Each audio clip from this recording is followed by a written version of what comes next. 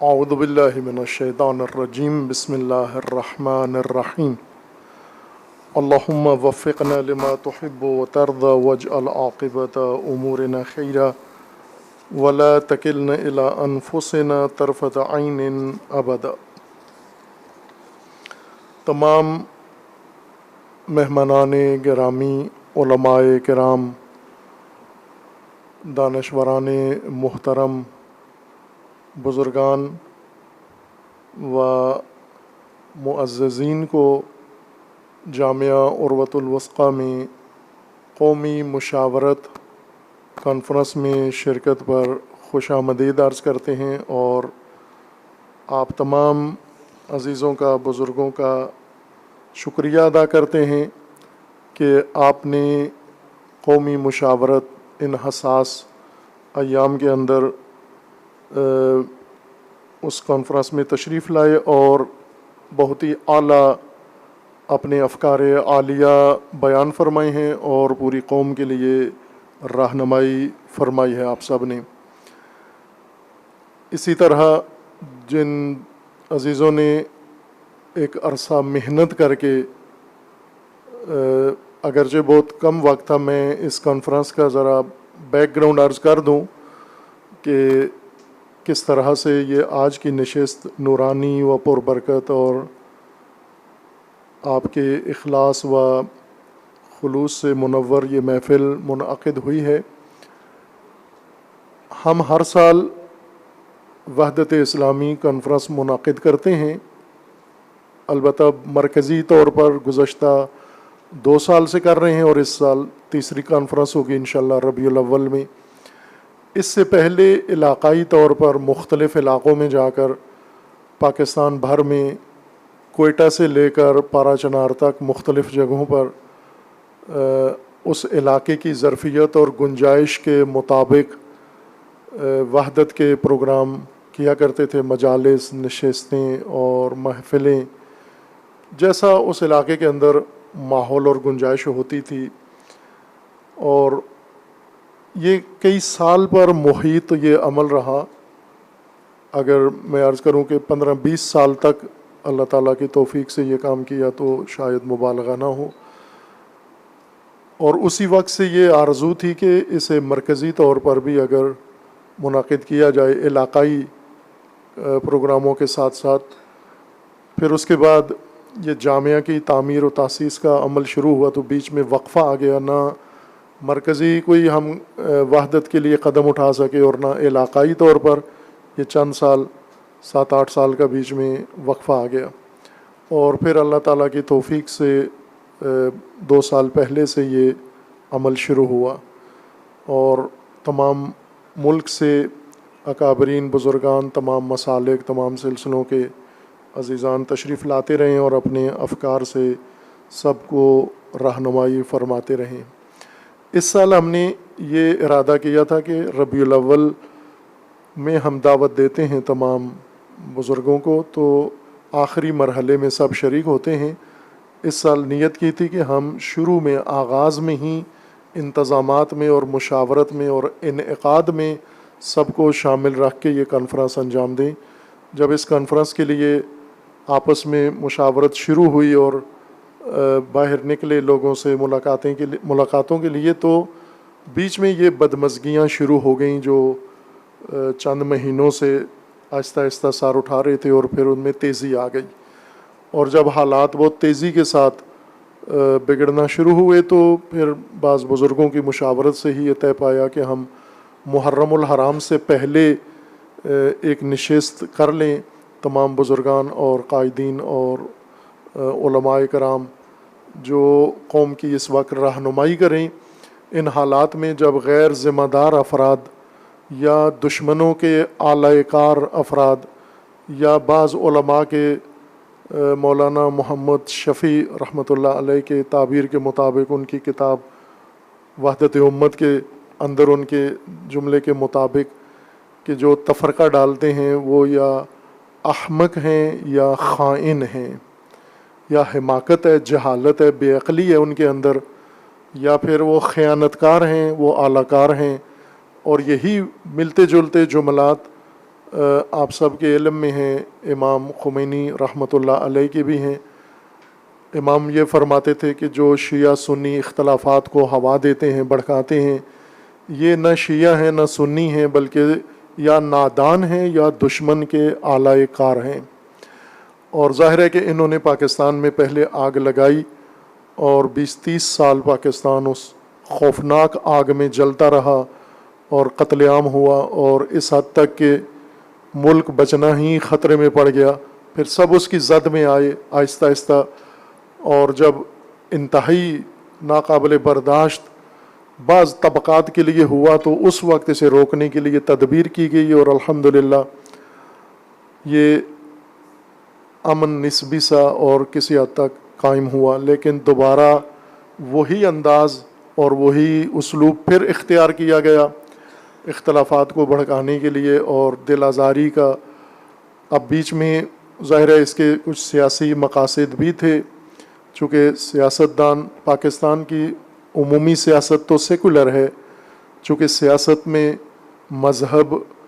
یا سماج میں یا تعلیم میں یا اجتماعیت میں مذہب نہیں قبول کیا جاتا، لیکن مذہبی طاقتوں کو ضرور استفادہ کیا جاتا ہے، استعمال کیا جاتا ہے۔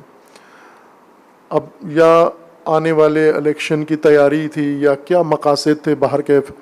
سیاسی لوگوں نے بھی یہ حرکت کی، جیسے پنجاب اسمبلی کے اندر۔ البتہ یہ فرقہ وارانہ تحرکات پنجاب اسمبلی کے بل سے پہلے سے شروع ہو چکے تھے۔ کچھ ایسے کلپس دونوں طرف سے، دونوں پلیٹ فارم سے استعمال کیے گئے تھے۔ کل ایک خبر جناب نور اللہ قادری صاحب کے سے منسوب چھپی ہے اخباروں کے اندر، انہوں نے یہ کہا ہے کہ یہ تمام فرقہ واریت کی موجودہ لہر جو پاکستان میں ہے، اس کے پیچھے جو ذہن ہے وہ اسرائیل کی ایک موساد کی مامور خاتون ہے، عائشہ اس کا نام ہے، اور وہ عربی بولتی ہے۔ انہوں نے یہ انکشاف کیا ہے اسلامی نظریاتی کونسل کے اجلاس میں، اور انہوں نے نشاندہی کی ہے کہ یہ فرقہ واریت کی باتیں کرتی ہے، پھر شیعہ سنی دونوں اپنے اپنے نفع میں جو بات ہوتی ہے وہ جملہ لے کے آگے پھیلانا شروع کر دیتے ہیں۔ ممکن ہے ایسا ہی ہو جیسے قادری صاحب نے نشاندہی کی ہے، لیکن اگر اسرائیل کی طرف سے کوئی نہ بھی کرے تو پاکستان میں کافی جراثیم پائے جاتے ہیں فرقہ واریت کے، چونکہ پاکستان کے اندر مذہب ہمیشہ نفرت کے ساتھ ملا کر تبلیغ ہوا ہے اور پیش ہوا ہے اور تعلیم دیا گیا ہے۔ مدارس میں بھی نفرت آمیز تعلیم دی گئی ہے، اور ممبروں پر بھی نفرت آمیز تعلیم دی گئی ہے، اور کتابوں میں بھی یہ نفرت منتقل کی گئی ہے، اور اس نفرت کو مقدس سمجھ کر اور ایک بڑا اہم کارنامہ سمجھ کر اسے انجام دیا گیا ہے، اور اس کے نقصانات ہم نے ہر پہلو سے اٹھائے ہیں اور اٹھا رہے ہیں۔ اور یہی نفرت کبھی کبھار اس میں ایک انفجاری حالت آ جاتی ہے، اور اس کے بعد قتل و غارت کا بازار گرم ہو جاتا ہے، اور بے گناہ لوگ اور ہر طبقہ پھر اس کی زد میں آ جاتا ہے۔ اس کانفرنس کے بیک گراؤنڈ میں اور پس منظر میں میں ایک اپنے طالب علمی کا واقعہ بھی جو اکثر عرض کیا ہے، تبلیغی سفر میں پاکستان سے باہر ایک ایئرپورٹ پر اپنی پرواز کی انتظار میں بیٹھا ہوا کتاب کا مطالعہ کر رہا تھا، پاکستانی لباس میں شلوار قمیض میں۔ ایک اور صاحب مسلمان ہی تھے، اور وہ آئے، انہوں نے قریب بیٹھ کر اجازت چاہی کہ اجازت ہے آپ سے کچھ سوال پوچھوں، برا تو نہیں مانو گے؟ تو میں نے ان سے کہا کہ آپ برا ماننے والا سوال نہ کریں، اچھا سا سوال کریں، آپ کو بھی اس میں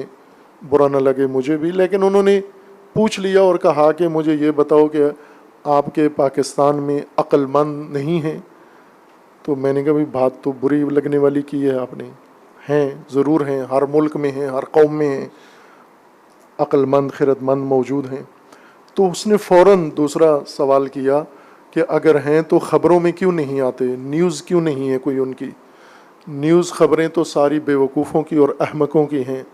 نیوز میں تو یہ آتا ہے کہ انہوں نے مسجد جلا دی، انہوں نے نماز جماعت پہ حملہ کر دیا، انہوں نے نماز جمعہ اڑا دیا، انہوں نے جلوس پہ حملہ کر دیا، انہوں نے عبادت گاہ اڑا دی، انہوں نے یہ کر دیا، انہوں نے وہ کر دیا، روز اپنی ہی املاک، اپنے ہی بینک، اپنے ہی روڈ اور ایک دوسرے کو ہی مار رہے ہیں، تو یہ تو عقل مندوں والی تو باتیں نہیں ہیں۔ تو میں اس کی بات کے بعد تھوڑا سا خاموش رہا اور چپ رہا، اور پھر جواب بنایا اس کے لیے، کسی حد تک طالب علمانہ ٹھیک جواب تھا، آج بھی میں اس کا معتقد ہوں۔ اور میں نے ان سے یہ عرض کیا کہ بھائی آپ کی بات ٹھیک ہے، میرے ملک کے عقل مندوں کی خبریں نہیں دنیا کو پہنچ رہیں، اس کی وجہ یہ ہے کہ نادان میدان میں ہیں، احمق میدان میں ہیں، بے وقوف، وہ وارداتیں کرتے ہیں اور میڈیا ان کی خبر بناتا ہے، نیوز بناتا ہے، نشر کرتا ہے۔ عقل مند اپنے گھروں میں، ڈرائنگ روموں میں، اپنے دفتروں میں، اپنے مقامات پہ بیٹھے ہوئے وہ ساری نیوز دیکھ کے افسوس کر رہے ہوتے ہیں۔ اور جو آپ چاہتے ہیں وہ ہو سکتا ہے، وہ یہ ہے کہ عقلاء ڈرائنگ روموں سے اٹھیں، اپنے دفتروں سے اٹھیں، اپنی نجی مصروفیات سے نکلیں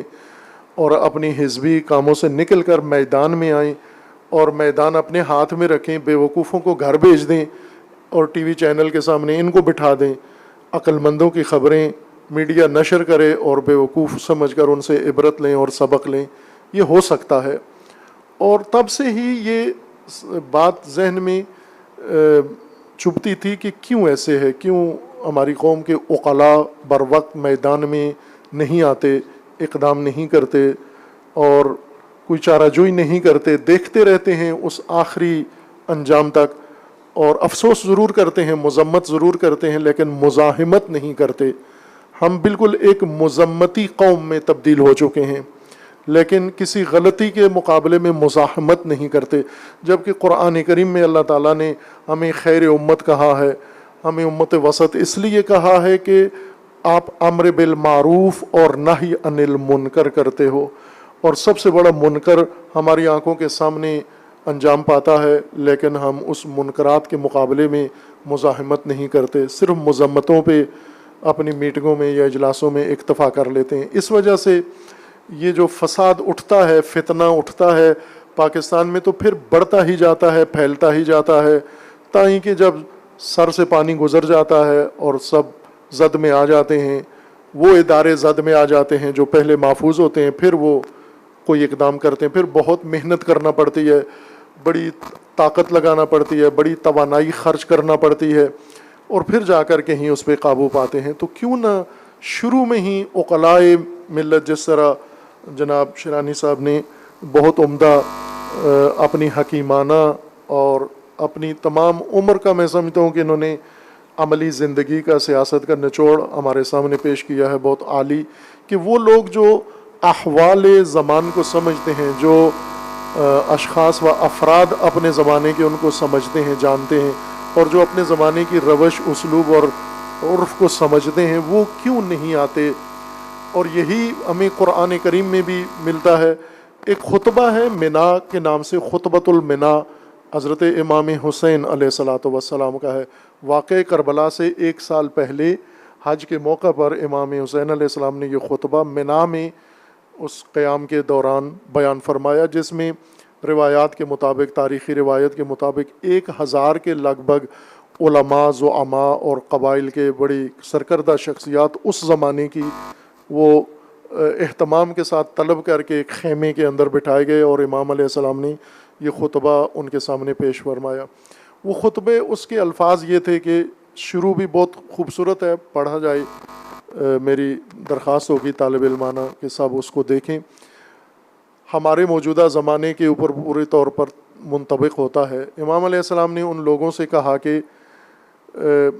آپ کو پتہ ہے کہ اللہ تعالیٰ نے علماء یہود پر کیوں لعنت کی ہے؟ قرآن کریم میں پھر وہ آیات امام علیہ السلام نے تلاوت کی ان کے سامنے کہ ان صورتوں میں اور ان آیات کے اندر اللہ تعالیٰ نے لعنت کی ہے، اور آپ کو پتہ ہے کیوں کی ہے؟ پھر خود ہی جواب میں فرمایا کہ اس وجہ سے نہیں کی کہ وہ یہود تھے، اس وجہ سے کی ہے کہ وہ امر بالمعروف نہیں کرتے تھے اور نہی عن المنکر نہیں کرتے تھے،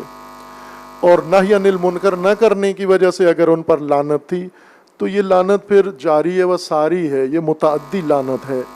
یعنی ہر اس شخص کو شامل حال ہوگی جو یہ فریضہ انجام نہیں دیتا امر بالمعروف اور نہی عن المنکر کا۔ پھر امام علیہ السلام نے انہیں بتایا کہ آپ کے زمانے میں آیا کوئی منکرات نہیں ہیں، اور ایک بہت ہی حساس جملہ اب یہ بیان فرمایا کہ جب تمہارے آباء و اجداد کی رسمیں ٹوٹتی ہیں، سنتیں ٹوٹتی ہیں تو تم آسمان سر پہ اٹھا لیتے ہو، لیکن جب اللہ کی حدود ٹوٹتی ہیں تو تم چسکتے نہیں ہو، بولتے نہیں ہو، تم کوئی عکس العمل نہیں دکھاتے۔ آج ہماری بھی یہی حالت ہے۔ فرقے ہمارے جب زیر سوال آتے ہیں، چیخ پڑتے ہیں، شور مچاتے ہیں، جلوس نکالتے ہیں، دھرنے دیتے ہیں، کیا کیا نہیں کرتے پاکستانی، سب کچھ کرتے ہیں، لیکن جب اللہ کی حدود ٹوٹ رہی ہوں، جب امت کا شیرازہ بکھر رہا ہو، جب تفرقے جیسی لعنت شروع کی جا رہی ہو، جب یہ نفرت کے بیج بوئے جا رہے ہوں، جب امت رسول اللہ کے ساتھ یہ سب کچھ ہو رہا ہو اور مقدسات کی بے حرمتی ہو رہی ہو سر عام، خب ایسے میں اس سے بڑا منکر کون ہوگا اور کیا ہوگا اور کب ہوگا؟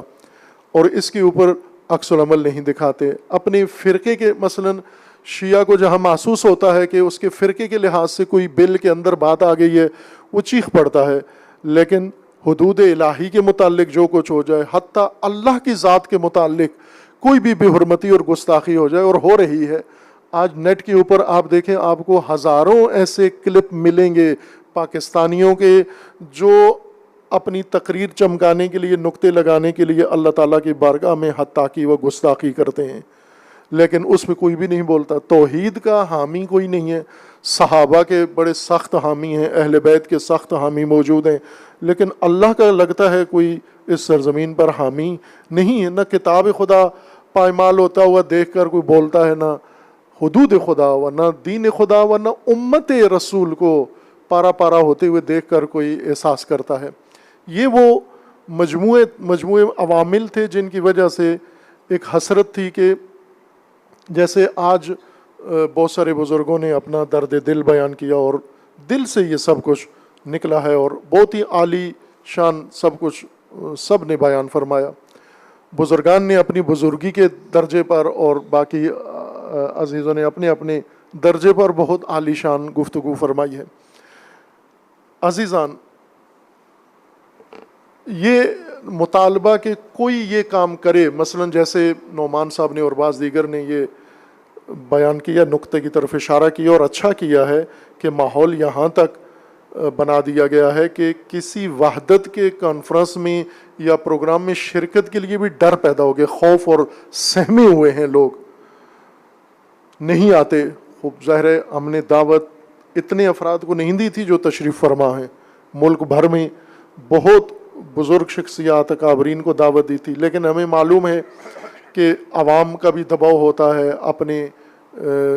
مسلک کے لوگوں کا دباؤ ہوتا ہے، سپورٹرز کا دباؤ ہوتا ہے، سرکاری دباؤ ہوتا ہے، جن باقی لوگوں سے تعلقات ہوتے ہیں سب کا دباؤ ہوتا ہے، اور وہ در حقیقت اپنے دباؤ سے یہ فیصلے کرواتے ہیں کہ کہاں جانا ہے۔ تفرقہ کے لیے اگر بلائی جائے، مثلا آج اگر تمام شیعہ کو نعوذ باللہ تفرقے کے لیے اکٹھا کیا جائے کہ سب اکٹھے ہوں، تمام ملک کے شیعہ علماء کسی مدرسے میں یا کسی گراؤنڈ میں، اور اہل سنت کے خلاف کوئی احتجاج کرنا ہے، تو آپ دیکھیں گے کہ یہ بغیر ٹکٹ کے سارے آ جائیں گے، اس کے اندر تمام آ جائیں گے۔ یہی حال کسی دوسرے مسلک کے لوگوں کو اگر بریلویوں کو کہا جائے کہ دیوبندیوں کے خلاف یا شیعوں کے خلاف نکلنا ہے تو بغیر ٹکٹ کے خود آئیں گے، اپنے خرچے پر آئیں گے، اور کئی دن کا راشن لے کر ساتھ آئیں گے، چونکہ انہیں پتہ ہے وہاں جا کر دھرنا دینا ہے، وہاں جا کر پریڈ کرنی ہے ہم نے۔ وہاں تو کوئی جھجک نہیں ہے تفرقے کے لیے، فتنے کے لیے۔ سنی کو بلایا جائے وہ بھی اکٹھا ہو جاتا ہے، شیعہ کو بلایا جائے وہ بھی جمع ہو جاتا ہے، لیکن اگر وحدت کی دعوت دی جائے تو شک ہو جاتا ہے کہ یہ تو کوئی مشکوک کام ہو رہا ہے، اس کے پیچھے تو کوئی ہاتھ ہے، یہ تو کوئی چال لگتی ہے۔ خوب یہ ذہنیتیں ہیں، یہ کیوں ہیں؟ میں بہت افسوس کے ساتھ عرض کرتا ہوں، بہت سارے کام جو پاکستان میں ہو رہے ہیں،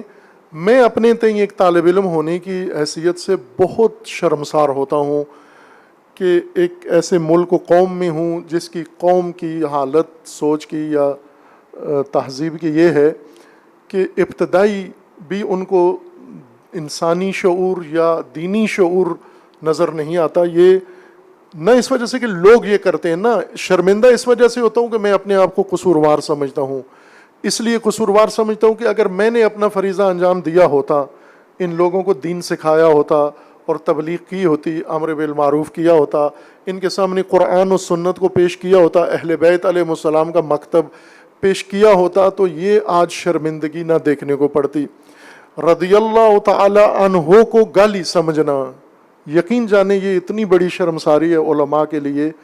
یہ علماء کہاں تھے؟ کیوں نہیں انہوں نے یہ ترجمہ کر کے یہ دعا، یہ قرآنی آیت، یہ اللہ کی طرف سے اعزاز عظیم یہ نہیں بتایا لوگوں کو؟ اور ذاکروں نے اور جاہلوں نے انہیں بتایا کہ رضی اللہ تو ایک طرح کی توہین و تحقیر ہوتی ہے، ائمہ کے ساتھ نہیں ہونا چاہیے۔ اسی طرح علیہ السلام صرف انبیاء کو کہیں، ایک دوسرے کو السلام علیکم و علیکم السلام بے شک کہیں، لیکن ائمہ معصومین کو کسی نے علیہ السلام نہیں کہنا۔ خوب یہ شرمندہ ہونا چاہیے علماء کو کہ ہم نے اتنی باتیں بھی نہیں بتائیں کہ وہ سلام جو ایک دوسرے پر کرنا مستحب اور جواب دینا واجب ہے، وہ آل رسول کو کہنا وہ چیز توہین ہو جاتی ہے یا وہ دین کی خلاف ورزی ہو جاتی ہے۔ یہ کام اگر کیا ہوتا ہم نے تو قطعاً ہمارے لوگ جو کچھ لوگوں کو بتایا گیا ہے لوگوں نے وہ قبول کر لیا ہے۔ یہ فرقہ واریت انہیں بتائی گئی ہے، تفرقے کے ان کو تقدس تفرقے کا بتایا گیا ہے، لہذا عبادت سمجھ کے تفرقہ کیا جاتا ہے۔ اگر وحدت میں بھی یہ اصرار ہوتا، وحدت کی بھی تشریح ہوتی، وحدت کے اوپر بھی تاکید ہوتی، اور ہر مسلک کے علماء اپنے اپنے گھر کے اندر اپنے اپنے مسلک کے اندر یہ ذہنیت بناتے کہ ہم نے سب کا احترام کرنا ہے، تو قطعاً آج ایسی صورتحال نہ ہوتی۔ میں اب آج ایسے دن ہم بیٹھے ہوئے ہیں یہاں پر جب یہ جامعہ اس وبا کی وجہ سے اور شیرانی صاحب کے بقول کے یہ ایک چال کی وجہ سے بند ہیں، تعلیمی ادارے ہمارے بند ہیں۔ یہ جامعہ اگر اس جاری ہوتا نظام اس کا، آپ طلباء یہاں موجود ہوتے تو آپ عملاً مشاہدہ کر لیتے۔ آپ میں سے اکثر علماء کرام اور بزرگان یہاں آئے ہوئے ہیں۔ کئی علماء نے کہا بھی ہے کہ آپ کے طلباء جب ایک شیعہ یا سنی دو عالم اکٹھے جا رہے ہوتے ہیں تو وہ ایک جیسا احترام دونوں کا بجا لاتے ہیں، ہرگز محسوس نہیں ہونے دیتے کہ یہ ایک ہمارے اپنے عالم ہیں، ایک ہمارے عالم نہیں کسی اور فرقے کے عالم ہیں۔ تو انہوں نے محسوس کیا اور کہا، مجھے بتایا کہ یہ ہمیں محسوس ہوا ہے۔ تو ہم نے کہا یہی، چونکہ ان کی ذہن میں یہ بات ڈالی گئی ہے کہ یہ ہمارا عالم اور یہ دوسروں کا عالم نہیں ہے، تمام مسلمان فرق کے علماء یہ سب ہمارے علماء ہیں۔ اہل بیت و اصحاب کا درجہ تو بہت بلند ہے، ہم اپنے علماء اپنی شخصیات، اگر ایک اہل سنت مسلمان ہے اور ایک شیعہ مسلمان ہے، یہ دونوں کے اوپر ایک دوسرے کا احترام لازم ہے۔ یوں نہیں کہ ہم انہیں پابند کریں کہ صرف صحابہ کا احترام کرنا ہے، اہل بیت کا احترام کرنا ہے، آپس میں ایک دوسرے کا احترام لازمی نہیں ہے، لازمی ہے، واجب ہے۔ لیکن یہ دین اگر پڑھایا گیا ہوتا تو انہیں پتہ ہوتا، یہ ادب اگر انہیں سکھایا گیا ہوتا تو انہیں معلوم ہو جاتا کہ ایک مسلمان کا احترام اور ایک عالم دین کا احترام کتنا ہے۔ اختلاف ضروری ہے، اختلاف کے اندر برکات ہیں۔ اختلاف علماء کے اندر ہے، علمی اختلاف ہے، اختلاف تاریخی مسائل میں ہے، اختلاف اعتقادات میں بھی ہے، لیکن یوں نہیں کہ سارا دین میں اختلاف ہے، یہ بھی تاثر غلط ہے۔ اگر میں ایک طالب علم کی حیثیت سے عرض کر رہا ہوں کہ سارا اختلافات اکٹھا کریں مذاہب کا آپس میں تو 10% بھی نہیں بنتا، 90% میں کوئی اختلاف نہیں ہے، فتاویٰ ایک جیسے۔ میں بخاری صاحب کی خدمت میں پہلے بھی یہ عرض کیا تھا کہ اہل حدیث کے جو فتاویٰ ہیں عبادات میں اور غیر میں جب شیعہ علماء فقہا کے فتاویٰ دیکھتا ہوں تو یہ تو بہت سارے مسائل میں، یہ تو شاید 90% مسائل سے بھی زیادہ میں آپس میں ایک جیسے فتاویٰ ہیں ان کے، ایک جیسے ان کے وہ ہیں، تو پھر اتنی نفرت اور اتنی دوریاں کیوں ہیں؟ جیسے ادھر شیرانی صاحب نے فرمایا اور پہلے سید چراغ صاحب نے بھی یہ اشارہ کیا، وہ نقطہ جو میں نے لکھا ہوا تھا اپنی ڈائری میں، نہیں کھول رہا ہوں وہ مطالب، میں ان بزرگوں کی باتوں کو ہی تکرار کر رہا ہوں۔ ان دونوں بزرگوں نے یہ بات فرمائی ہے کہ تفرقہ مذہب نہیں ہے، کاروبار ہے، یہ کاروبار ہے تفرقہ، شیعہ کے نام سے کوئی کرے یا سنی کے نام سے کوئی کرے، یہ کاروبار ہے۔ لیکن یہ مذہب کے پلیٹ فارم میں آ کر کاروبار کرتے ہیں، چونکہ جتنی یہ فرقہ وارانہ باتیں کرتے ہیں، ابھی محرم آ رہا ہے، جو سب سے زیادہ فرقہ وارانہ باتیں کرے گا اس کو سب سے زیادہ مجالس کی دعوت ملے گی۔ ابھی مجھے بتایا گیا کہ بعض ایسے خطبہ ہیں کہ چونکہ فرقہ واریت کی فضا بن گئی ہے، ان کا ریٹ بہت اوپر چلا گیا ہے۔ 15 لاکھ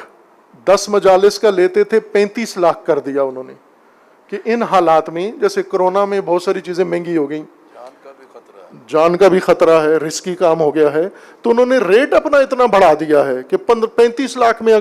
پڑھوں گا۔ اور ظاہر ہے وہ دوسری طرف بھی ایسا ہی ہے، یہ جو بڑے بڑے للکارے ہیں اور ڈائلاگ بولتے ہیں اور رجز پڑھ رہے ہیں،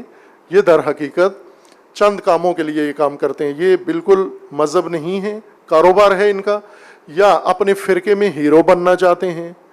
یا یہ باقاعدہ مصدقہ باتیں ہیں، میں ان کے ثبوت بھی دے سکتا ہوں، فرقہ وارانہ باتیں کرتے ہیں تاکہ ہمارے جواب میں اور رد عمل آئے۔ وہ رد عمل کلپ بنا کر یہ لے جاتے ہیں سرکاری اداروں میں، عدالتوں میں، اور جا کر ان سے سیکیورٹی مانگتے ہیں کہ ہماری جان کو خطرہ ہے چونکہ ہمارے خلاف یہ کلپ نکلا ہے۔ انہیں پتہ ہے نا کہ میں جب یہ بکواس کروں گا، میں جب یہ دل آزاری کروں گا تو میرے رد عمل میں یہ آئے گا جواب، اور وہ رد عمل میں جو کلپ آتا ہے اس کو دکھاتا ہے جا کر سرکاری اداروں میں، اور وہاں بھی تو بیوروکریٹ بیٹھے ہوئے ہیں، انہیں نہیں پتا کہ یہ کیوں آیا ہے یہ کلپ تیرے خلاف، کیا کیا ہے تو نے۔ وہاں جا کر یہ سیکیورٹی کا مطالبہ کرتے ہیں اور اس کے ثبوت موجود ہیں باقاعدہ۔ اور پھر اس سے بڑھ کر یہ پاکستان کے اندر جو ایک موذی طبقہ سرایت کر گیا ہے این جی اوز کے نام سے، جنہوں نے پاکستان کی رگ رگ میں جا کر فساد پھیلا دیا ہے، انہوں نے فرقہ واریت کی تشویق کی ہے اور فرقہ واریت کی حوصلہ افزائی کی ہے۔ چونکہ جو بھی گندا کام کرتا ہے پاکستان میں، این جی اوز اس کو اپنے شیلٹر میں لے لیتے ہیں، فوراً اپنے شیلٹر میں لے لیتے ہیں، اور پھر غیر ملکی سفارت خانے انہی شیاطین کے سفارت خانے ہیں جہاں پر یہ 2-4 فرقہ وارانہ باتیں کر کے، بے حرمتی کی باتیں کر کے، ریئیکشن کے کلپ نکال کے پھر ان سفارت خانوں میں دیتے ہیں کہ ہماری جان کو خطرہ ہے، ہمیں آپ اپنے ملکوں کے اندر پناہ دیں اور شہریت دیں۔ کتنے جا چکے اور کتنے لائن میں لگے ہوئے ہیں یہ سارے۔ یہ تو سب ایک دھندا بنایا ہوا ہے گندے کام کر کے۔ ہم جنس بازی، آپ نے دیکھا ٹیکسلا میں لڑکی کی لڑکی سے شادی ہوئی، خوب کیوں ہوئی؟ چونکہ یہ شادی، یہ سکینڈل بنے گا، اس کے خلاف آواز اٹھے گی، پھر اس کے بعد فوراً مغربی این جی اوز اس کی حمایت میں آ جائیں گے اور وہ کہیں گے یہ انسانی حق ہے ہم جنس بازی۔ لہٰذا پاکستان کے ہم جنس بازوں کو جب تک انڈیا کی طرح پاکستان میں ان کو قانوناً اجازت نہیں ملتی، اس وقت تک یہ انگلینڈ میں، امریکہ میں، کینیڈا میں، آسٹریلیا میں ان کو پناہ دی جائے گی۔ لہٰذا اب جس نے نہیں بھی یہ گناہ کرنا، یہ جرم کرنا، وہ بھی ویزے کی لالچ میں وہ بھی یہ حرکت کرے گا، ارتکاب کرے گا۔ پرویز مشرف صاحب، سابقہ صدر پاکستان، انہوں نے بہت کچھ کیا اور بھگت بھی رہے ہیں۔ ایک جملہ انہوں نے اپنے زمانے میں کیس ہوا تھا تو انہوں نے یہ کہا تھا کہ پاکستان کی عورتوں میں سے کچھ ایسی ہیں جو ریپ کروا کے باہر شہرت حاصل کرنا چاہتی ہیں۔ یہ صدر مملکت کا اس وقت کا قول تھا۔ اس کے مقابلے میں مختلف رد عمل آئی، لیکن میں یہ عرض کر رہا ہوں کہ وہ ٹھیک ہو بات یا نہ ہو، لیکن پاکستان کے اندر گندے کام سب اس لیے کیے جاتے ہیں تاکہ مغربی ان ممالک اور سفارت خانوں اور این جی اوز کا انہیں توجہ حاصل ہو اور ان سے پناہ لیں گے۔ ظاہر ہے یہ کاروباری لوگ ہیں، یہ مذہبی نہیں ہیں، اور انہوں نے اتنا خوف بٹھا دیا ہے۔ ہم قرآن کریم میں علماء کے سامنے میں جسارت کر رہا ہوں ان عرائض کے ذریعے، آپ سب بزرگان جانتے ہیں، اہل علم ہیں، کہ خشیت قرآن کریم کے اندر ہے کہ علماء کی نشانی ہے خشیت اللہ، اور اسی طرح جو مبلغین رسالت الہی ہیں ان کے لیے شرط ہے کہ وہ اللہ کے علاوہ کسی اور کی خشیت نہ رکھتے ہوں۔ رسول اللہ صلی اللہ علیہ وآلہ وسلم کو اللہ تعالیٰ کا فرمان ہے کہ آپ اللہ کی خشیت رکھیں اور لوگوں کی نہ رکھیں، لا تخشوا الناس۔ یہ خشیت جو ہمیں اساتید نے اس کا معنی کرایا، خشیت عموماً اردو میں خوف اس کا معنی کیا جاتا ہے خوف ہی ہے، لیکن نہ ہر خوف، وہ خوف جو کسی بڑے، کسی باعظمت، کسی مافوق کی پرواہ سے انسان کے اندر پیدا ہوتا ہے، پرواہ جس کو ہم کہتے ہیں۔ جیسے ابھی مثلا ہم بزرگوں کے پاس بیٹھے ہوئے ہیں، اگر کسی کو کھجلانا بھی ہے نا تو نہیں کھجلا رہا، کھجلی تو آ رہی ہے، پسینہ آ رہا ہے، برسات کا موسم ہے، لیکن نہیں کر رہے یہ کام۔ کیوں نہیں کر رہے؟ کہ ساتھ بزرگ بیٹھے ہوئے ہیں، یا فرض کریں کیمرے لگے ہوئے ہیں، ان کیمروں کے اندر اگر ہم نے کوئی ایسی حرکت کر دی تو بعد میں یہ ریکارڈ ہو جائے گی اور مذاق بنے گا. تو پرواہ کرتے ہیں, کیمرے کے سامنے محتاط ہو جاتے ہیں. اسی کو ہمیں اساتید بتاتے تھے, اسی کو خشیت کہتے ہیں. اللہ کی پرواہ کرنا, اور ساتھ یہ شرط رکھی گئی ہے کہ اللہ کی پرواہ اسی صورت میں ہو سکتی ہے جب لوگوں کی نہ کرو پرواہ. اب اگر لوگوں کے ڈر سے ہم وحدت کی اجلاس میں بھی نہ جائیں, لوگوں کے خوف سے ہم کسی اظہار بھی نہ کریں کہ ہمارے اپنے لوگ نہ, اور یہ جو لوگ ڈرتے ہیں یا سہمے ہوئے ہیں یہ بے جا نہیں ہیں, حق بجا کر رہے ہیں. یہ خوف ہے چونکہ ہم نے بھگتا ہوا ہے. آپ دیکھ رہے ہیں سب کے سب, آپ اگر سوشل میڈیا سے تعلق ہے کہ اس وقت ہے سب کا, کہ جو طوفان بدتمیزی کا ہمارے خلاف انہوں نے اٹھایا ہوا ہے وہ صرف اسی وجہ سے ہے کہ یہ علماء اور وحدت اور اس چیز کی بات کرتے ہیں. یہ فرقہ وارانہ کسی کام کی حمایت نہیں کرتے. اسی وجہ سے انہوں نے یہ طوفان بدتمیزی کاروباریوں نے, پیشہ وروں نے اٹھایا ہے. ظاہر ہے یہ قیمت ادا کرنا پڑتی ہے. اگر یہ قیمت ہم ادا نہیں کریں گے تو پھر کیسے اس ملک میں جئیں گے, کیسے ماحول بنے گا. اس لیے یہ جو آپ کا اقدام ہے, سہیل صاحب یہاں تشریف فرما ہے, انہوں نے اور بھی چند دوستوں نے پوچھا کہ آپ جو دعوت دے رہے ہیں تو کامیابی کی کتنی امید ہے. تو میں نے کہا 100% ہے. یعنی انہوں نے کہا اس کا مطلب ہے سب آئیں گے. میں نے کہا نہیں, یہ کامیابی یہ نہیں ہے. 100% اس وجہ سے ہے کہ ہم جا رہے ہیں, وحدت کا پیغام لے کر سب کے پاس جا رہے ہیں. تو آدھی کامیابی تو یہی ہمیں حاصل ہو گئی ہے کہ ہم, اور آدھی کامیابی ان بزرگوں کی طرف سے جو رد عمل ہوتا ہے, وہ جو اس کو محبت دکھاتے ہیں اور اس کو قبول کرتے ہیں اور اس کی ضرورت اور پھر اس کا ساتھ دیتے ہیں, تو آدھی وہ کامیابی ہو جاتی ہے. تو اس لیے 100% کامیاب ہیں. اور اس لیے میں کہتا ہوں کہ الحمدللہ یہ اہل خرد کا اور امت کے اہل, ویسے ہم سنتے رہتے ہیں نا اہل حل و عقد, جوڑنے توڑنے والے لوگ, اہل حل و عقد. اہل حل و عقد وہ ہو سکتے ہیں جو اہل عقل بھی ہوں. اگر عقل نہ ہو, جیسے شیرانی صاحب نے فرمایا, تو عقل نہ ہو, خصوصاً عقل عملی, وہ عقل جس کے ذریعے سے انسان زندگی بسر کرتا ہے سماجی دینی, تو وہ نہ ہو تو پھر بے خیردی آ جاتی ہے. اور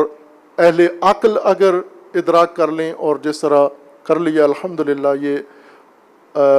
ایک بزرگ عالم دین کے بقول وہ یہ فرماتے تھے, اور میں معتقد ہوں ان کے اس بات کا, کہ اگر علماء مختلف مسالک کے بیٹھیں, کچھ بھی نہ کریں, صرف بیٹھیں, بات چیت کر کے اٹھ جائیں, اور یا چائے پی کے اٹھ جائیں یا کھانا کھا کے اٹھ جائیں, اور کچھ بھی نہ کہیں, صرف اس نشست کی تصویر لوگوں کے سامنے نشر کر دیں, تو یہ تصویر بھی لوگوں کے اوپر بہت اعلیٰ اثر ڈالتی ہے. لوگوں کے دلوں میں جو نفرتیں بیٹھی ہوئی ہیں, وہ تصویر دیکھ کر ان کے دلوں سے وہ میل ختم ہو جاتی ہے, کہ اس کا مطلب ہے کہ اکابرین بزرگان تو ایک دوسرے کے ساتھ مل رہے ہیں, یہ تو گلے مل رہے ہیں, یہ تو ایک جگہ بیٹھے ہوئے بات چیت کر رہے ہیں, تو اس کا مطلب ہے کہ جو ہمیں نفرت بتائی جاتی ہے وہ نہیں ہے. تو ہم یہ سمجھیں کہ وہ الحمدللہ یہ کام ہو گیا ہے, اور یہ آغاز ہے, ذرا آخری قدم نہیں ہے. وحدت کانفرنس ربیع الاول میں انشاءاللہ آپ سب بزرگوں کے تعاون سے اور دعاؤں سے اور آپ کی ہی کوششوں سے انشاءاللہ ہم چاہتے ہیں کہ سب کی مشترکہ مساعی سے انشاءاللہ منعقد ہو, اور ہماری آرزو ہے کہ اس کو اندر عالمی سطح پہ بھی کچھ نمائندے ہم شرکت کروائیں, اور آپ بزرگان بھی انشاءاللہ, آپ بھی, اور وہ عزیزان جو مصروفیت کی وجہ سے یا کسی بھی مصلحت کی وجہ سے نہیں آئے, وہ بھی انشاءاللہ اس میں شامل ہوں. اور جہاں بھی وحدت کے لیے انشاءاللہ قدم اٹھے, کوئی گنجائش ہوگی, تو ہم یہ نہیں کہیں گے آپ قدم اٹھائیں ہم آپ کے ساتھ ہیں, آپ صرف ہمیں بتائیں گے ہمارے یہاں گنجائش ہے, ہم خود آ جائیں گے, آپ کی خدمت میں حاضر ہو جائیں گے, دعوت کے بھی منتظر نہیں ہوں گے,